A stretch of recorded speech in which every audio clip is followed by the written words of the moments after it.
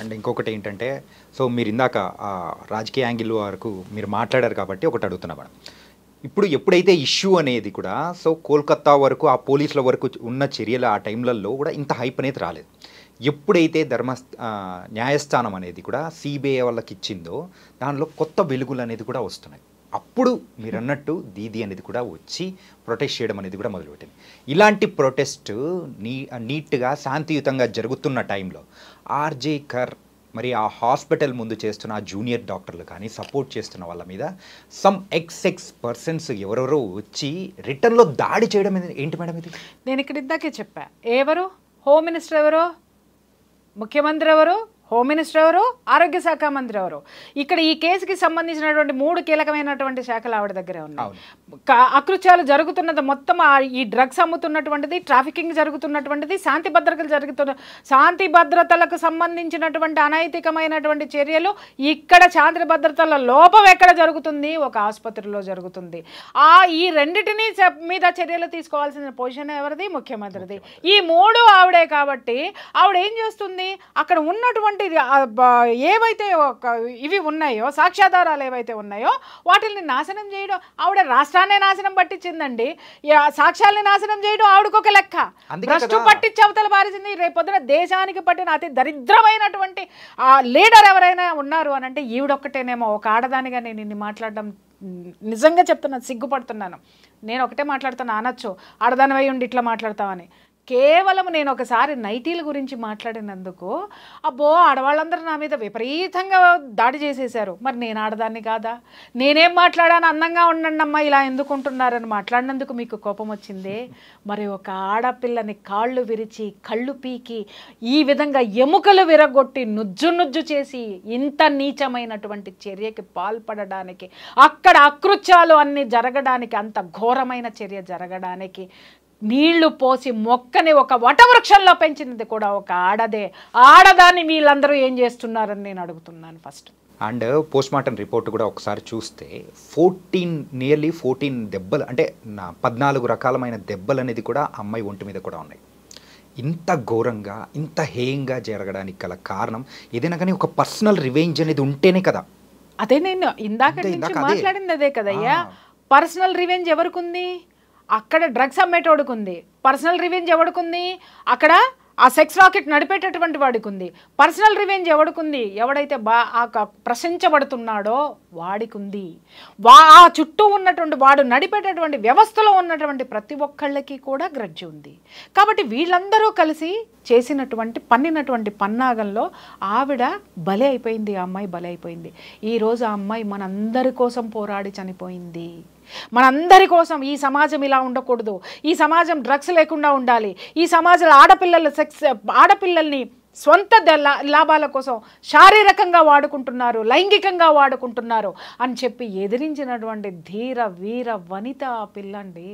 Ma'am, న్యాయం జరుగుతుంది ఖచ్చితంగా. ఇంత పెద్ద అటెన్షన్ అనేది వచ్చింది, ప్రతి ఒక్కరు కూడా దీనికి న్యాయం జరగాలని వీ వాంట్ జస్టిస్ అంటూ ఉన్నారు.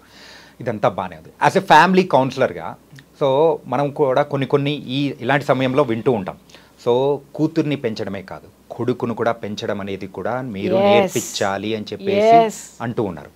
ఇలా కొడుకును పెంచేటప్పుడు సో తర్వాత తరానికి తల్లిదండ్రులు ఎలాంటి జాగ్రత్తలు చెప్పి పెంచితే బాగుంటుందని మీరు అంటారు? మీరు చెప్పండి. దిక్కుమాలినటువంటి కళ్ళు మూసుకుపోయినటువంటి ప్రేమలు తీసి పక్కన పెట్టండి. ఫస్ట్ తల్లిదండ్రులకి నేను చెప్తున్నాను, ఏమన్నా చావండి, నన్ను తిట్టుకున్నా నాకు ఫరక్ పడదు.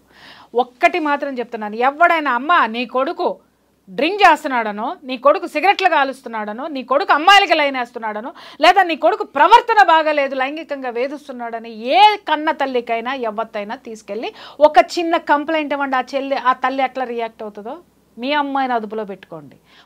మగాడు సిగరెట్లు కాలుస్తాడు, మావాడు పలానా వాడు ఇది కాలుస్తాడు, మావాడు చేస్తాడు, ఇలాంటి మనస్తత్వం ఉన్న వాళ్ళని తంతే. అలాగే తల్లుల్ని నేను కించపరుస్తున్నానని అనుకోకండి. నేను అందరినీ అనట్లేదు, అందుట్లో నేను కూడా ఒక తల్లిని నేను మాట్లాడుతున్నాను కదా. నా ఆవేశానికి చాలా కారణాలు ఉన్నాయి. నా ఆవేశానికి చాలా న్యాయబద్ధమైనటువంటి ఆవేదన ఉంది దాని వెనక. తండ్రులు ఉన్నారు, వాడు ఒక్కొక్కడు చెప్తున్న మదమెక్కిన తండ్రులు ఎంతమంది ఉన్నారంటే కొడుకు తిరగడానికి డబ్బులు ఇస్తాడు, కొడుకు డ్రగ్స్కు బానిస అవుతున్నాడన్నా కూడా వాడిని తీసుకొస్తాడు, తీసుకెళ్ళి 4 రోజులు రీహాబిటేషన్లో పెడతాడు, మళ్ళీ డబ్బిచ్చి మళ్ళీ పంపిస్తాడు. కొడుకు ఎక్కడ జాయిన్ చేస్తున్నాడు కొడుకుని, ఎక్కడైతే డ్రగ్స్ అమ్మబడునో, ఎక్కడైతే కండోమ్స్ బ్యాగుల్లో వేసుకుని తిరిగేటటువంటి స్కూల్స్లో విచ్చలవిడితనమైనటువంటి లైంగికపరమైనటువంటి ఆ యొక్క అలవాట్లు ఏవైతే ఉంటాయో, ఆ విశృంఖలత్వం ఎక్కడైతే ఉంటుందో ఆ స్కూల్లోనే చదవబడును, అక్కడే జాయిన్ చేస్తారు. ఈ మధ్యకాలంలో కూడా మనం ఒక 2 సంవత్సరాల పిల్ల మీద 2 నెలల తరబడి ఒక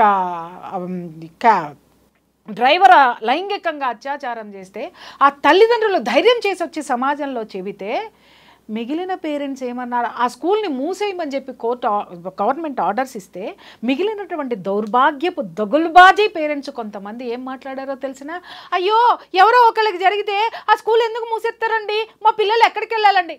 ముండమోపుల్లారా, ఇలాంటి అకృత్యము జరుపుతున్నది ఎవరు? ఆ ప్రిన్సిపల్ మాత్రమే కాదు, ఇలాంటి ప్రిన్సిపల్స్ క్యారెక్టర్స్ తెలిసినా కూడా ఆ విద్యా వ్యవస్థని వ్యాపార పరంగా నడిపేటటువంటి ఆ యొక్క యాజమాన్యాలు సైతం కూడా దీనికి కారణమే. ఆ విద్యాలయాల్లో వేళ్ళూనుకుపోయినటువంటి ఈ యొక్క సంస్కృతిని దూరంగా మీ పిల్లల్ని పెంచడం చేతకాని దద్దమ్మల్లారా, ఇలాంటి దద్దమ్మల వల్లనే ఇలాంటి మగపిల్లలు పుడుతున్నారు, ఇలాంటి అకృత్యాలకు పాల్పడుతున్నారు, ఇలాంటి చెడు అలవాట్లకి బానిసలవుతున్నా కూడా నోరు తెరవలేని చేతగాని దద్దమ్మలైనటువంటి పేరెంట్స్ ఉన్నాం ఇక్కడ. అందుకోసమే ఇక్కడ ఈ ప్రపంచంలో ఈ సమాజంలో మనం ఇవాళ ఎదుర్కొంటున్నాం.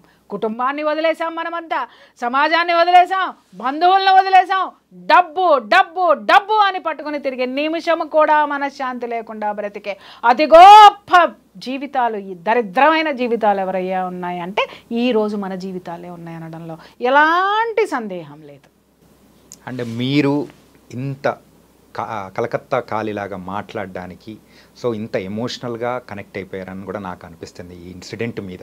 నేను కలకత్తా కాలినైతే ఈ ఇన్సిడెంట్లు ఇలా జరగవయ్యా, నిజం చెప్తున్నాను కదా. ఆవిడ ఇంకా కదలటం లేదంటే నా ఆవేదన లోపల నుంచి రోజు అదే అనుకుంటూ ఉంటాను అనమాట. ఏ కాళికాదేవి, ఏ అమ్మవారు ఆ త్రిశూలం పట్టుకుని అట్టాకే కూర్చుంటుందా, అది పట్టుకొని బయటికి రాదా, ఆడపిల్లలు జరుగుతుంటే పొడిచేదా అని అనిపిస్తుంది. ఒక్కొక్కసారి అనిపిస్తుంది అదే నేను తీసుకొని పోయి పొడిచేద్దామని కూడా అనిపిస్తుంది. కానీ పొడిచిన తర్వాత నా మీద ఎపిసోడ్లు చేస్తారు. అంటే పొడిపించుకున్నాడు ఎంత దుర్మార్గుడో చెయ్యరు.